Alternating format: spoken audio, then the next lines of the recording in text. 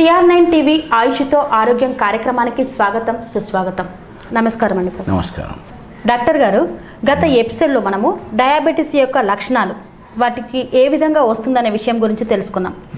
ఇప్పుడు ఈ డయాబెటీస్కి తీసుకోవాల్సినటువంటి జాగ్రత్తలు, అసలు ఈ డయాబెటీస్ ఎలా వస్తుంది, ఎవరిలో వస్తుంది అనే విషయాలను గురించి తెలియజేయగలరు? డయాబెటీస్ ఎవరికి ఎక్కువగా రావచ్చు అనేది మీ ప్రశ్న, అంతే కదా? ఈ డయాబెటీస్ శారీరక శ్రమ తగ్గి ఉభయకాయం శారీరక శ్రమ లేని వాళ్ళకు ఎక్కువగా వచ్చే అవకాశం ఉంటుంది. అలాగే మన లైఫ్ స్టైల్, మన ఆహార నియమాలు నుంచి మనం కొంచెం డిఫరెంట్గా అయి పాశ్చాత్య ఆహార నియమాలకు, readymade foods, bakery foods, aerated drinks ఇట్లాంటివి మనం ఎక్కువగా తీసుకుంటున్నాం. అది కూడా ఒక కారణంగా మనం భావించవచ్చు. సో ఈ రెండు ఇప్పుడు మారుతున్న సమాజంలో మనం ఒక 30-40 ఏళ్ళు ఎనిక్కిపోయిన దానికి ఇప్పటికీ మనం చూసుకున్నట్టయితే ఈ చక్కెర వ్యాధి చాలామందిలో వస్తూ ఉంది. ఎందుకంటే మనం యంత్రాలను బాగా ఉపయోగించడం, శారీరక శ్రమ చాలా తగ్గించడం. మనకు ఇంతకుముందు కనీసం హోటల్కి పోవాలంటే 4 అడుగులు నడవాల్సిన అవసరం వచ్చేది.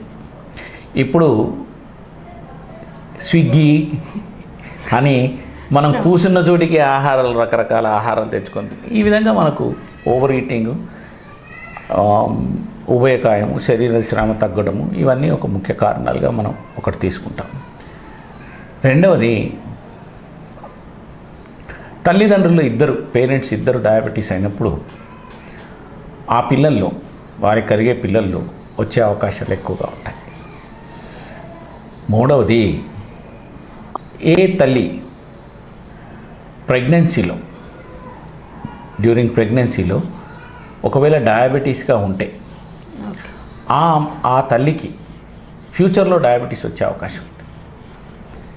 అట్లాగే ఒకవేళ ఆ తల్లి డయాబెటీస్ కాదు ప్రెగ్నెన్సీలో, కానీ హై బర్త్ బేబీని ఇచ్చింది, చాలా వెయిట్ ఉన్న చైల్డ్ పుట్టాడు, ఓవర్ వెయిట్ చైల్డ్, అట్లా ఉన్నప్పుడు ఆ తల్లికి కూడా షుగర్ వచ్చే అవకాశం ఉంటుందని గమనించాలి. ఇంకొందరు ఏం చేస్తారు, లో బర్త్ వెయిట్ చైల్డ్, అప్పుడు తల్లికి కాదు పిల్లడికి వచ్చే అవకాశం ఉంటుంది.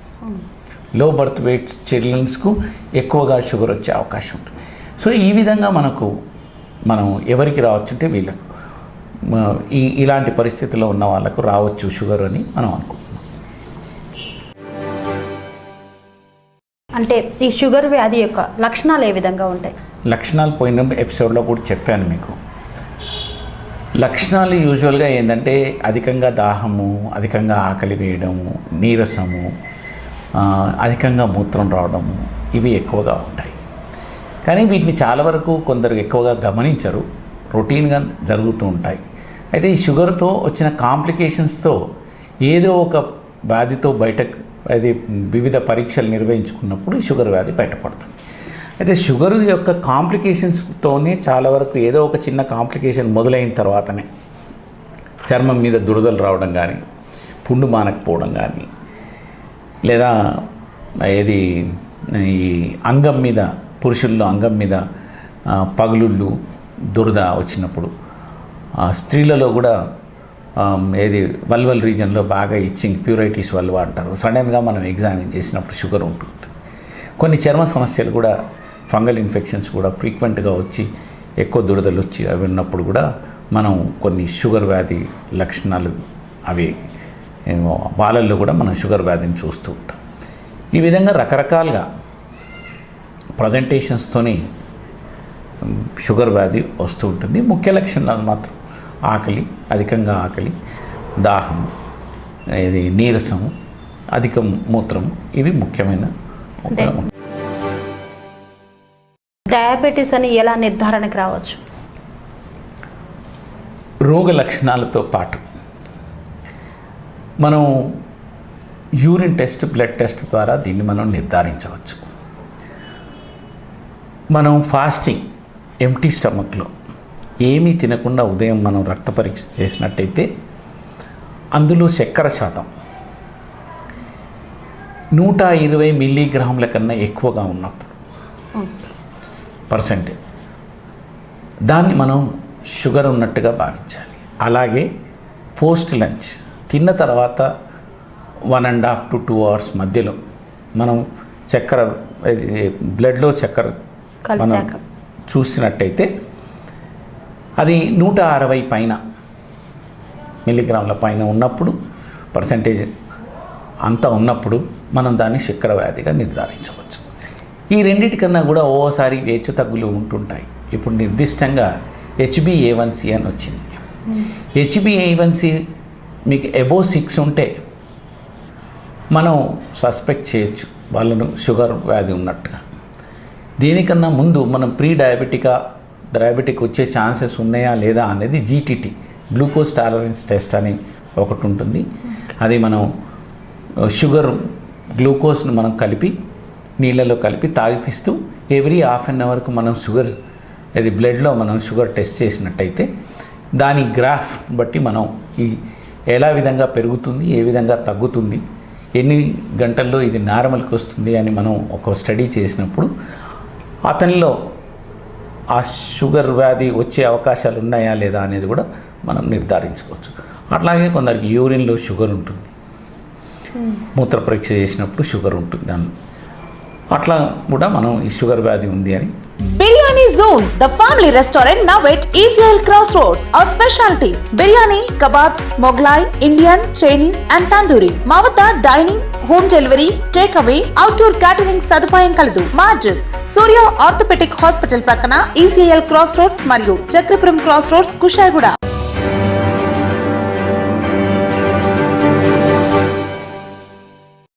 అంటే ఈ షుగర్ అనేది ఏమన్నా రకాలు ఉంటుందా దీంట్లో డయాబెటీస్లో మనం చెప్పుకోవాల్సి వస్తే 2 రకాలుగా ఉంటుంది.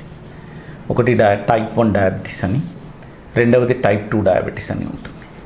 టైప్ 1 డయాబెటీస్ కొంచెం కష్టం. అది ఏ వైద్యంలో అయినా దానికి ఇన్సులిన్ కంపల్సరీగా ఇవ్వాలి. ఇది అతి చిన్న వయసులోనే యూజువల్గా మనం చూస్తూ ఉంటాం.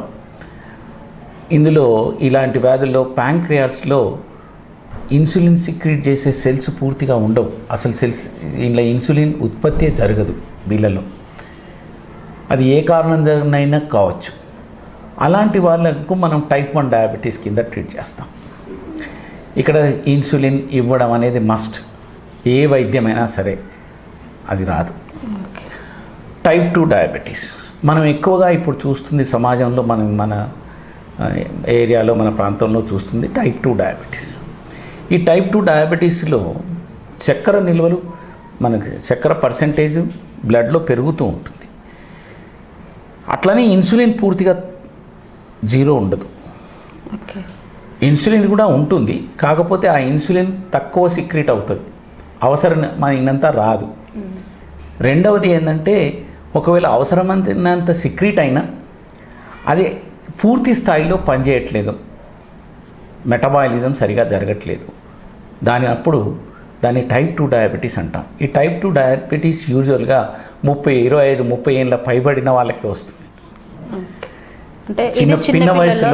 పిన్న వయసులో రాదు, సామాన్యంగా ఉండదు.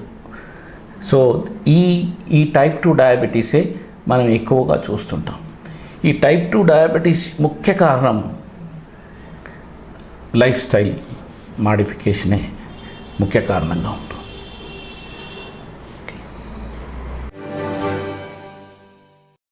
అంటే డయాబెటీస్ను నియంత్రించుకోవడానికి ఆహార నియమాలు ఏమైనా ఉన్నాయా?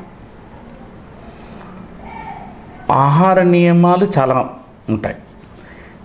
ఇప్పుడు టైప్ 2 డయాబెటీస్ను మనం లైఫ్ స్టైల్ డిసీజ్ కింద అన్నాం కాబట్టి ఆహార నియమాలను పాటించడం అనేది చాలా ఇంపార్టెంట్. ఆహార నియమాలతో పాటు శరీర వ్యాయామం, ప్రాపర్ ఎక్సర్సైజ్ అంటాం మనం, అది యోగా కావచ్చు, మన వాకింగ్, నడక, శారీరక శ్రమ తప్పకుండా ఉండాలి. అది లేకుండా ఆహార నియంత్రణ లేకుండా ఉండదు. చాలా వాళ్ళలో రైస్ తింటే డయాబెటీస్ పెరుగుతుంది, మిగతాయి.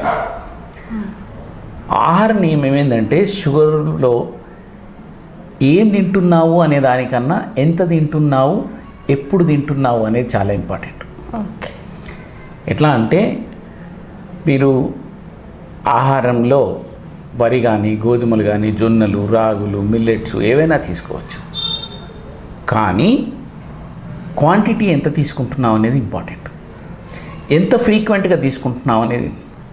తక్కువ మోతాదులో మీరు తినే ఆహారాన్ని, మీరు తినే క్వాంటిటీ తినొచ్చు మీకు అవసరమైనంత శరీరానికి, కానీ ఎప్పుడు తిన్నా చాలా తక్కువ క్వాంటిటీ తినాలి. ఓకే. తిన్నప్పుడు ఒకేసారి ఎక్కువ తినడం, ఎక్కువ సమయం ఉపవాసం ఉండడం మంచిది కాదు. ఈ రెండు మంచిది కాదు. తక్కువ ఆహారాన్ని ఫ్రీక్వెంట్గా తీసుకోవడం అనేది చాలా ఇంపార్టెంట్. అయితే మనకు గోధుమలు, బియ్యము అంటే రైస్ బాగా అలవాటు. మనకు ఆహారం అలవాటైన దాన్ని ఎక్కువగా తీసుకుంటాం. అందుకని మేము చేంజ్ ఆఫ్ డైట్ చెప్తూ ఉంటాం. ఇప్పుడు మనకు జొన్నలు కానీ, రాగులు కానీ, సజ్జలు కానీ అలవాటు తప్పింది. ఇంకోటి మోరోవర్ వీటిల్లో బియ్యానికి, గోధుమలకు మిల్లెట్స్కు కంపేర్ చేసినప్పుడు మిల్లెట్స్లో మనకు కొంచెం పర్సంటేజ్ ఆఫ్ షుగర్ తక్కువ, ఫైబర్ ఎక్కువ. ఇది అలవాటు లేదు కాబట్టి మనం తక్కువ తింటాం. అవును. ఇవన్నీ కారణాల మూలంగా మనం డైట్ చేంజ్ చేసుకోవాలని చెప్తూ ఉంటాం. అంటే అలవాట్లేదు కాబట్టి తక్కువ తీసుకోవడం వల్ల ఆటోమేటిక్గా షుగర్ కంట్రోల్ కోసం మనకు తక్కువ. ఇప్పుడు ఆకలి, డయాబెటీస్లో ఆకలి బాగా వేస్తూ ఉంటుంది. అవును. మనకు అలవాటు ఉన్న పదార్థం ఏదైనా ముంగడ కనిపిస్తే టకటక తినేస్తాము. దానివల్ల మనకు షుగర్ పెరిగిపోతుంది. అలవాటైన పదార్థాన్ని తిన్నామనుకోండి మనకు రొటీన్ కన్నా కొంచెం. అందుకే పంజాబ్ వాడికి రొట్టెలు అంటే మడతడు తినేస్తాడు. వాడికి ఇంకోటి ఏదో చెప్పడం, మన సౌత్ ఇండియన్ రైస్ తిన్నామన్నాం అనుకోండి ఎక్కువ తినేస్తాం. అది కాకుండా మనకు రొట్టెలు తినమనడం. ఇది చేంజ్ ఆఫ్ డైట్లో కొంచెం మీకు మనం తక్కువ డైట్ తీసుకుంటాం. ఏది ఏమైనప్పటికీ పిండి పదార్థాలు అంటే కార్బోహైడ్రేటిక్ ఫుడ్ చాలా తగ్గించి వెజిటేబుల్స్ను ఎక్కువగా తీసుకోవడం అనేది చాలా ముఖ్యం. ఈ ఏరియేటెడ్ ఫుడ్స్ తినంగానే మనం ఏదైనా ఫంక్షన్స్కు, పార్టీస్కి పోతుంటాం. ఆహారం తీసుకోగానే మళ్ళీ స్వీట్ తింటాం. అవును. స్వీట్ తిన్నాక మళ్ళీ ఐస్ క్రీమ్ తింటుంటాం. ఇట్లా ఓవర్లోడ్ చేస్తుంటాం. అట్లాంటి వాటిలో షుగర్లో ప్రమాదం. మీరు పండు తినండి. అన్నం తిన్న తర్వాత ఒక 3 గంటలు టైం ఇచ్చి పండు తినండి. అట్లా స్ప్లిట్ మీల్ బ్రేక్ చేస్తూ కొద్ది కొద్దిగా తినడం అనేది మంచి ఉపయోగకరంగా ఉంటుంది డయాబెటీస్. అది ఆహార నియమాల్లో ముఖ్య. రెండవది ఈ షుగరు, తేనె, ఈ స్వీట్స్, మనం రకరకాల స్వీట్స్ తింటుంటాం. ఇవి చాలా వరకు తగ్గియాలి, అసలు తినకూడదు. వీటిలో చక్కెర శాతం ఎక్కువగా ఉంటుంది. అలాగే మనం ఈ ఫ్రూట్స్లో కూడా కొన్ని ఎక్కువ షుగర్ కంటైనింగ్ ఫ్రూట్స్ ఉన్నాయి. మామిడి పండ్లు, అరటి పండ్లు, సపోటా, పైనాపిల్, వీటిలలో షుగర్ శాతం ఎక్కువ ఉంటుంది. కాబట్టి వీటికి బదులుగా వాటర్ మిలన్, కచ్చి జామకాయ, దూర జామకాయ, పూర్తిగా పండంది, పపాయ, ఆరెంజ్, మన స్వీట్ లెమన్, ఇట్లాంటివి మనం తినడం మూలంగా, అంటే బతాయి, ఇలాంటివి తీసుకోవడం అవసరం. పండ్ల రసాల కన్నా ఒలుచుకొని పండ్లు తినడం వల్ల పీచు పదార్థం కూడా పోతుంది కాబట్టి మనకు మంచి ఉపయోగకరంగా ఉంటుంది. ఇలాంటి ఏదైనా డైట్ వెంటనే తీసుకోవద్దు. తిన్న తర్వాత కొంచెం గ్యాప్ ఇవ్వాలి. ఎప్పుడు తిన్నా తక్కువ మోతాదులో తినాలి. ఇది ముఖ్యం. సెరెనిటీ మోడల్ హై స్కూల్ విద్యార్థులకు అమ్మఒడి, సామాన్యులకు అందుబాటులో ఉన్న బడి సెరెనిటీ. మా ప్రత్యేకతలు ప్రతి విద్యార్థి పట్ల వ్యక్తిగత శ్రద్ధ, activity based learning and digital classrooms. Please visit Serenity Model High School, Nagaram. Admissions are in progress. Call 040-271-46899 and 040-271-48699.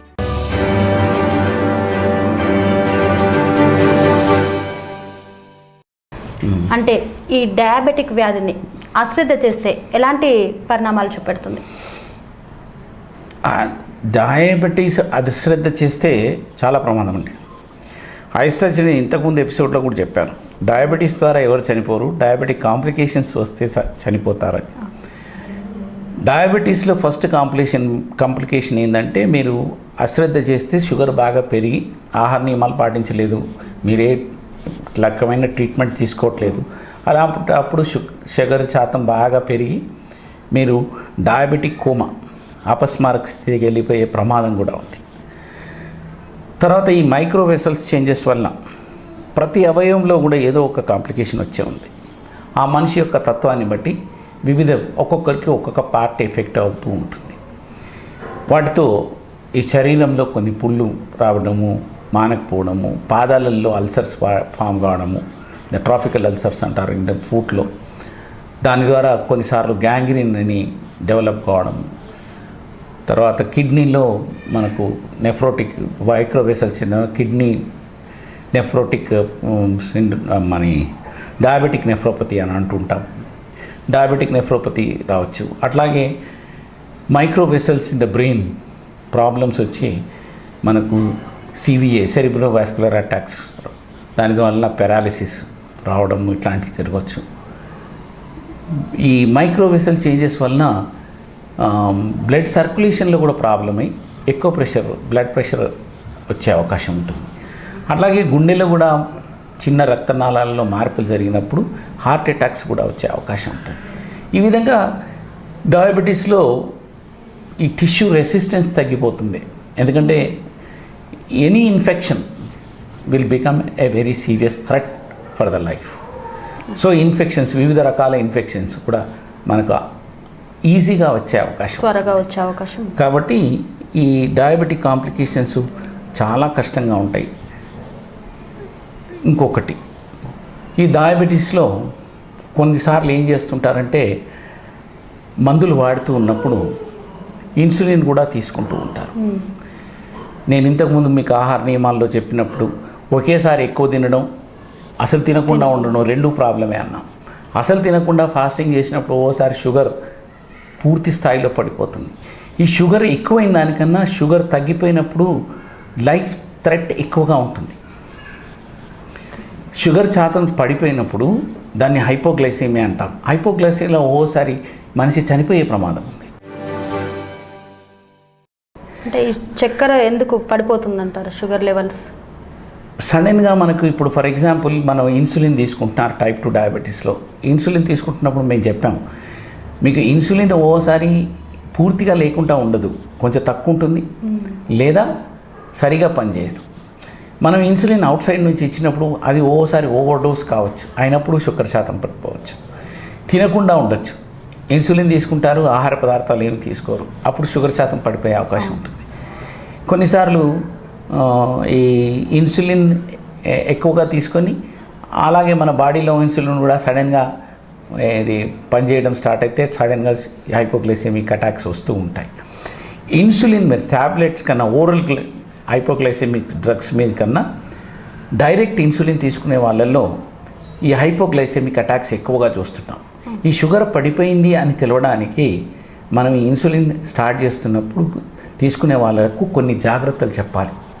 ఎట్లా అంటే మీకు సడన్గా కళ్ళు చీకట్లు వచ్చినా, చక్కెర వచ్చినట్టు అనిపించినా, లేదా చెమటలు వచ్చినా, సడన్గా వీక్నెస్ అనిపించినా మీరు వెంటనే ఏదైనా షుగర్ కానీ స్వీట్ కానీ లేదా 2 బిస్కెట్లు తినడం కానీ చెయ్యాలండి. కూర్చోవాలి, వెంటనే ఇవి ఏమన్నా తీసుకోవాలి, ఈ పదార్థాలు ఏమన్నా తినాలి. ఏది లేకపోతే కనీసం ఒక చాక్లెట్ అన్న నోట్లో పెట్టుకుంది, అప్పుడు వెంటనే అది గ్లూకోజ్ శాతాన్ని బాడీలో పెంచడం మూలంగా మనం ఆ లైఫ్ సేవ్ చేసే అధికారం కూడా ఉంటుంది. సో ఈ చక్కెర వ్యాధిలో ట్రీట్మెంట్లో ఉన్నప్పుడు హైపోగ్లైసెమియా అనేది కూడా ఒక కాంప్లికేషన్గా ఉంటుంది. సో ఈ విధమైన కాంప్లికేషన్స్, వివిధ రకాల కాంప్లికేషన్స్ వస్తూ ఉంటాయి. కాబట్టి కంటిలో కూడా ఇప్పుడు మైక్రో వెసల్స్ వచ్చి రెటినోపతి అంటుంటారు, అలాగే గ్లకోమా, అలాగే కొందరికి మన క్యాటరాక్ట్ కూడా, ఇలాంటివి కూడా డయాబెటిక్ కేసుల్లో ఎక్కువగా వస్తూ ఉంటాయి. ఓకే, అంటే ఈ డయాబెటిక్ కంటిపైన కూడా ప్రభావాన్ని చూపెడుతుంది. తప్పకుండా అంటే కంటి చూపును కోల్పోయే పరిస్థితి కూడా వస్తూ ఉంటుంది. రెటినోపతి, డయాబెటిక్ రెటినోపతిలో పూర్తి కంటి చూపు పోయే అవకాశం కూడా ఉంది. అంటే ఈ డయాబెటిక్ను ఏ విధంగా నివారించవచ్చు? టైప్ 1 డయాబెటీస్ నివారణ అనేది కొంచెం కష్టం అండి, దాన్ని ఏం చేయలేము. కానీ టైప్ 2 డయాబెటీస్ మీకు చెప్పాను, ఇంతకుముందు ఎపిసోడ్లో కూడా చెప్పాను, ఇంతకుముందు కూడా మీకు మాట్లాడుతున్నప్పుడు చెప్పాను జరిగింది. ఈ వ్యాధి ముఖ్యంగా లైఫ్ స్టైల్ మాడిఫికేషన్ వలన వస్తుంది. సో డయాబెటీస్ను ఆహార నియమాలు పాటిస్తూ శరీర వ్యాయామం మనం సరి అయిన శరీర వ్యాయామాన్ని ఎంచుకుంటే ఈ వ్యాధిని మనం నివారించే అవకాశం ఉంది. సో ఆహార నియమాలు, శరీర వ్యాయామం చాలా ముఖ్యం. లైఫ్ స్టైల్ మాడిఫికేషన్ ఎంతో అవసరం. ఆ లైఫ్ స్టైల్ మాడిఫికేషన్ చేసుకుంటే టైప్ 2 డయాబెటీస్ను చాలా వరకు మనం నివారించే అవకాశం ఉంది. అంటే ఈ డయాబెటీస్కి హోమియోపతిలో ఎలాంటి చికిత్సా విధానం ఉంది? టైప్ 1 డయాబెటీస్లో హోమియోపతిలో ఎలాంటి వైద్యం ఉండదు. అసలు ఏ సిస్టమ్ అయినా ఇన్సులిన్ ఇవ్వాల్సిందే. టైప్ 2 డయాబెటీస్లో మాత్రం హోమియోపతిలో మంచి చికిత్సా విధానాలు ఉంది. మనం చాలా వరకు తగ్గించవచ్చు.